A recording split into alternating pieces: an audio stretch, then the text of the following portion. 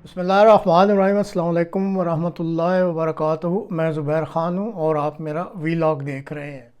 Doctor Tahirul Qadri साहब कभी अहमदिया मुस्लिम model भी पढ़ लें, ये आज के प्रोग्राम का मौजू है।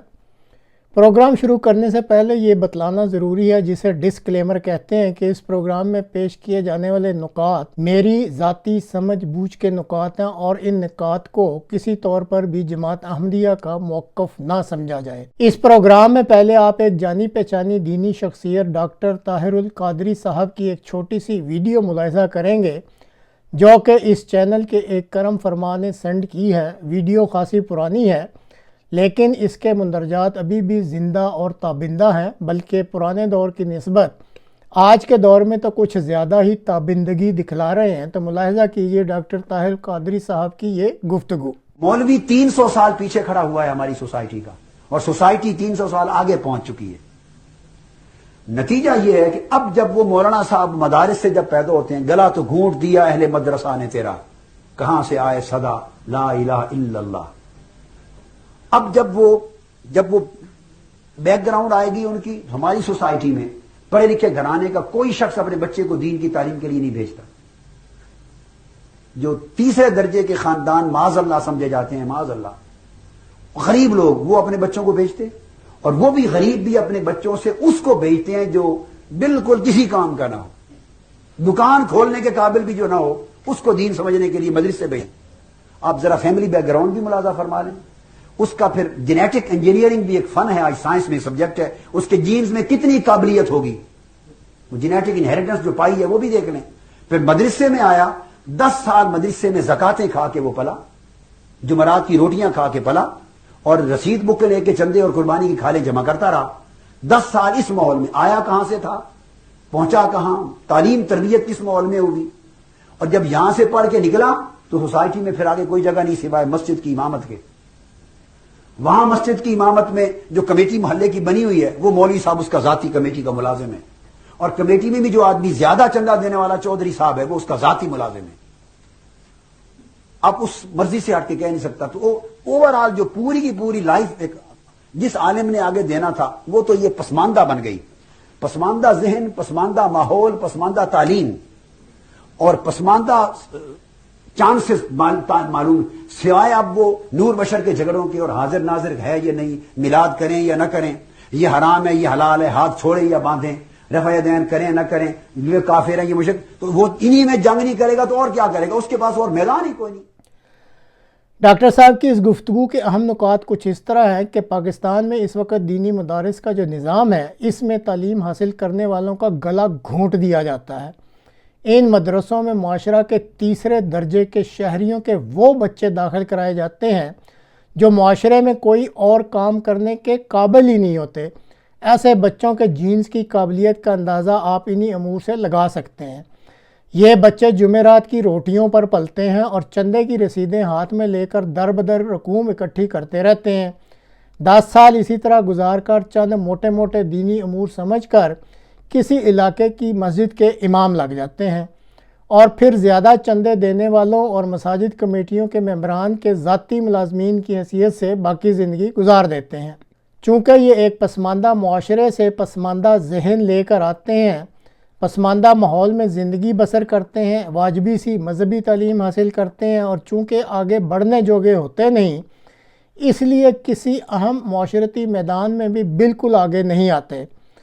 डॉक्टर ताहिरुल क़ादरी साहब की बात यहाँ तक तो बिल्कुल दुरुस्त है, बल्कि जैसे अभी बयान किया था कि आजकल के दीनी मदारस के तलबा अब तो कुछ और आगे बढ़कर सर तन से जुदा करने की भी तरबियत लेकर इन दीनी मदारस को मज़ीद ताबिंदा कर चुके हैं। दीनी मदारस में तालीम का असल मकसद इल्मी तरक्की, साइंसी इस्तदलाल, बैनुल मज़ाहब मुकालमा और इज्तिहाद के मैदान में तरक्की करना होता है।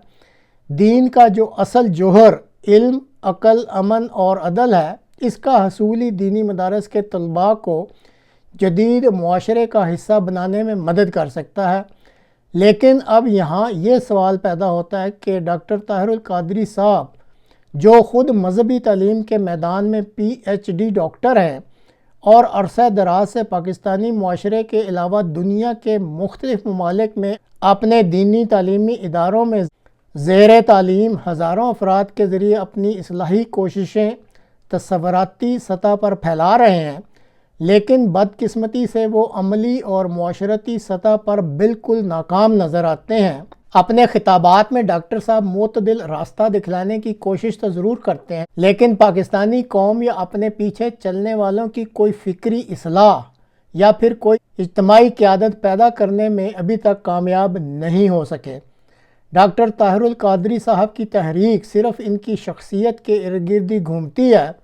پھر انہوں نے چند سال قبل سیاست میں انٹری کر کے اپنے مذہبی کاموں کو بالکل ہی مشکوک بنا دیا تھا۔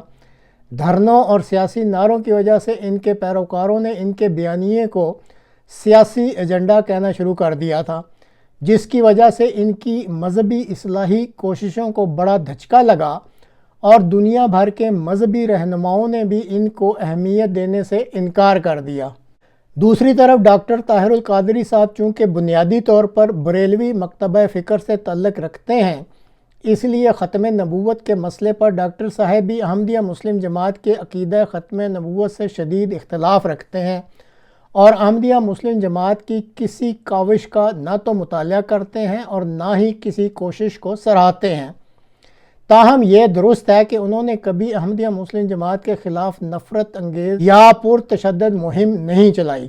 بہرحال اس پروگرام میں اس وقت منہاج القرآن اور احمدیہ مسلم جماعت دونوں کے مذہبی نظام کے نقطہ نظر سے نظام تعلیم، فکر، تربیت اور معاشرتی اثر کا قابلی و تجزیاتی جائزہ لینا مقصود ہے، تاکہ اگر ڈاکٹر طاہر القادری صاحب وقت نکال سکیں تو کسی وقت وہ احمدیہ مسلم جماعت کے مذہبی تعلیم کے ماڈل کا بھی مطالعہ کر لیں اور پھر ہو سکتا ہے وہ بھی اس ماڈل سے کچھ فائدہ اٹھا سکیں۔ منہاج القرآن کے مقابلہ پر احمدیہ مسلم جماعت کی مذہبی فکری بنیاد میں عقل، وحی، روحانیت، جدید سائنس کا امتزاج، قرآن کے مطابق ہر شعبہ حیات میں اجتہاد میں عقل کا استعمال کیا جاتا ہے۔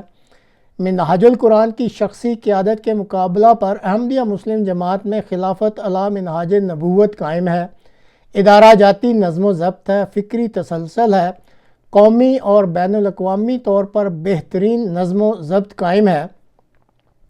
منہاج یونیورسٹی اور منہاج ماڈل سکولز کے مقابلہ پر احمدیہ مسلم جماعت کے زیر انتظام Jamia Ahmadiyya Rabwah, Qadian, Ghana, UK، Canada اور جرمنی میں کام کر رہی ہیں۔ بین الاقوامی سطح پر معیاری نصاب اور عالمی زبانوں میں بھی تعلیم دی جاتی ہے۔ منہاج القرآن کے مقابلہ پر احمدیہ مسلم جماعت کے دینی مدارس کے نصاب میں قرآن اور اس کی تفسیر، حدیث، فقہ، عربی کی تعلیم کے ساتھ ساتھ معاصر علوم، میڈیا اور ٹیکنالوجی بھی شامل ہیں۔ منہاج القرآن کے چند ممالک کے مقابلے پر احمدیہ مسلم جماعت 200 سے زائد ممالک میں اپنے اداروں، عہدیداران اور مراکز کے ذریعے اپنے ممبران کی مذہبی تعلیم اور تربیت کے لیے ہر وقت سرگرم عمل ہے۔ اس جماعت کا یعنی احمدیہ مسلم جماعت کا علمی اور خدمت خلق کا انتہائی مضبوط ریکارڈ ہے، اور جیسے پہلے بھی بیان کیا جا چکا ہے کہ منہاج القرآن کی ذاتی قیادت کے مقابلہ پر احمدیہ مسلم جماعت میں مضبوط نظام خلافت علی منہاج نبوت، زبردست مرکزی ڈھانچہ اور خلافت کی سربراہی میں مکمل نظم و ضبط موجود ہے۔ احمدیہ مسلم جماعت نے پاکستان میں حکومتی پابندیوں کے باوجود اخلاقی خدمت، تعلیم، صحت اور عالمی امن میں اپنے کردار کو بیرونی ممالک میں بہت زیادہ مضبوط کیا ہے۔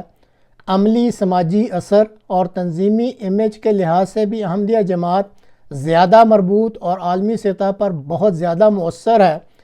اس وقت احمدیہ مسلم جماعت کی مذہبی درس و تدریس کی وجہ سے علم، تنظیم، برداشت اور خدمت انسانیت کے میدان میں ایک ایسا عملی ماڈل پیش کیا ہے جو واقعی اسلام کے امن، عقل اور روحانیت کے قریب تر دکھائی دیتا ہے۔ احمدیہ مسلم جماعت نے معاشرتی اصلاح کا نظام عملاً قائم کیا ہے۔ آخر میں ڈاکٹر طاہر القادری صاحب سے صرف اتنی درخواست ہے کہ آپ پاکستان کے دینی مدارس کے نظام پر جو مرضی کہیں، لیکن کچھ بھی کہنے سے پہلے اچھا ہوتا ہے کہ انسان اپنے گریبان میں بھی جھانک لے۔ اسی طرح گو آپ احمدیہ مسلم جماعت سے فکری اور فقہی اختلاف رکھتے ہیں، لیکن اگر احمدیہ مسلم جماعت اپنے دینی مدارس کے ذریعے سماجی، معاشرتی، خدمت خلق، میڈیا اور ٹیکنالوجی کے استعمال کے ذریعے بہترین دینی رہنما تیار کر رہی ہے، تو کبھی تعصب اور مخالفت کی اینک اتار کر احمدیہ مسلم جماعت کے کامیاب دینی تعلیم کے ماڈل کا بھی ذکر کر دیں، تاکہ آپ کے سننے والے بھی احمدیہ مسلم جماعت کے مذہبی تعلیم دینے والے ان ماڈل سے استفادہ کر سکیں۔